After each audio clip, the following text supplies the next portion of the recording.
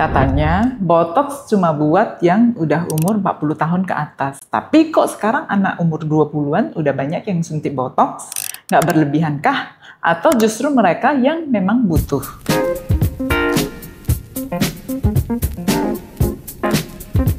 Halo, dengan saya Dr. Lisna Fiani, dokter yang banyak menangani masalah kulit dan kecantikan. Di media sosial, semakin banyak anak-anak muda yang baru berumur 21 hingga 25 tahun tapi sudah rutin untuk suntik botox. Bahkan ada yang bilang ini bagian dari preventive aging. Faktanya, botox sekarang tidak lagi dianggap sebagai obat untuk penuaan. Banyak anak muda yang memanfaatkannya untuk hal-hal seperti mengurangi senyum gusi, mengecilkan rahang, dan preventif garis halus di dahi, atau sekedar tampil lebih slick di foto. Tapi pertanyaannya, perlu nggak sih? Atau justru malah bahaya kalau dilakukan terlalu dini?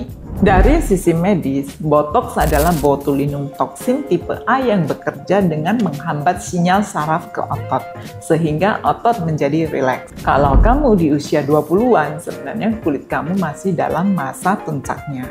Tapi beberapa dokter setuju bahwa baby botox atau botox dengan dosis rendah bisa jadi langkah preventif. Artinya mencegah garis halus jadi kerutan permanen di usia 30-an nantinya. Kalau dilakukan dengan dosis yang tepat oleh tenaga medis profesional, botox di usia 20-an relatif aman. Yang penting tujuannya jelas dan bukan ikut-ikutan tren. Hal yang perlu kamu perhatikan jika ingin melakukan botox di usia 20-an, kenali tujuan kamu, estetik atau preventif. Konsultasi dulu, jangan sampai asal pilih dokter dan klinik. Jangan lakukan terlalu sering, maksimal 3 hingga 4 kali per tahun.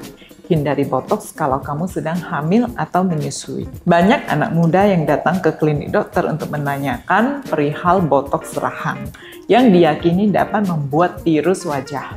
Setelah saya periksa, saya dapati rahangnya tidak masalah, namun lebih kepada shape di bagian depannya yang memang lebih persegi. Untuk indikasi botox harus dilakukan pemeriksaan secara menyeluruh. Apakah memang ototnya yang membesar ataukah bagian wajahnya?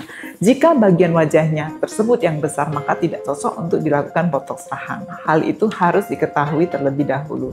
Jadi botox di usia 20-an bukan hal yang salah, namun juga bukan keharusan. Kalau kamu memang punya indikasi medis atau ingin mencegah penuaan dini dengan bijak, itu sah-sah aja. Yang penting kamu paham resiko dan manfaatnya.